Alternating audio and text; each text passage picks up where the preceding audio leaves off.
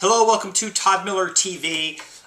Quick update today about taking fixtures from houses. So let's say the situation is you live in a house, you're selling it, and that ceiling fan or some fixture in the house is a special item. It was a gift, it's not staying with the house, you're going to replace it with something, maybe not the same thing. How do you handle that? Well, it's very simple. You get it in writing. Now, meaning you have agreed to ahead of time that the item is leaving the house and that something will either be put in of comparable value or that won't be put in, it'll be left empty. Here's a good example. Had a client who had a Nest thermostat. Those are the round, really cool looking, you can remote, control them from your iPhone, wherever you are.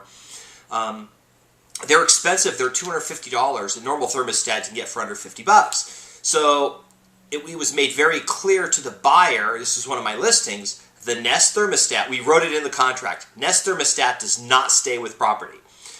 So what we did was, right before closing, we removed the Nest so he could take it with him and put back the old one, the regular one that was in the house before. And we just made sure everyone knew in writing. I have seen things like bookcases that look like they're attached but they're just sitting on the floor leave, and people thought, oh, I thought they were built in. No, they were just sitting on the floor. They're personal property, they're not fixtures. Ceiling fans, other types of pendant light fixtures that are specialties. Curtains, I've seen very expensive curtains in house where the people have said, oh no, we're taking those. So just make it very clear to your agent, whatever item that you're not sure of, ask, hey, do I have to declare this, say I'm taking it with me? You can't take the stove or the built-in microwave and the dishwasher and say, well, I paid for those, they don't come with the house. They're fixtures.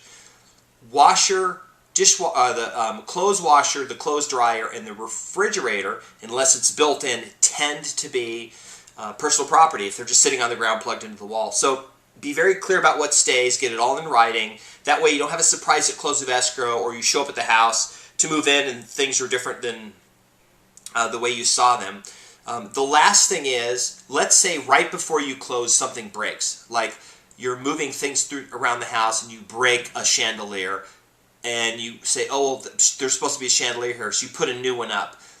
The best thing to do is get it in writing, disclose it, that it's broken, and then get the buyer to pick a comparable price one. Say, hey, look, I'm going to put a new one in, why don't you go pick the one you want, and I'll either credit you the money or I'll buy it and install it.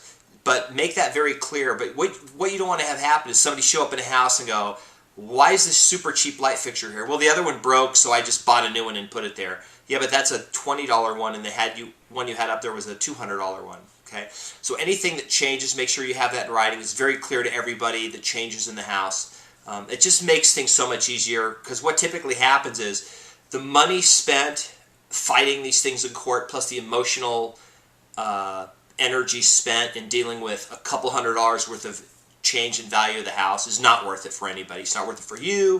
If you're a buyer or seller, it's not worth it for an agent. Things like the garage door remote is missing, or I have to rekey the house because you didn't leave keys, things like that. Just make it all very clear what's staying and what's not staying. Okay, so that's my update for today, and hope to see you on another video. Thanks.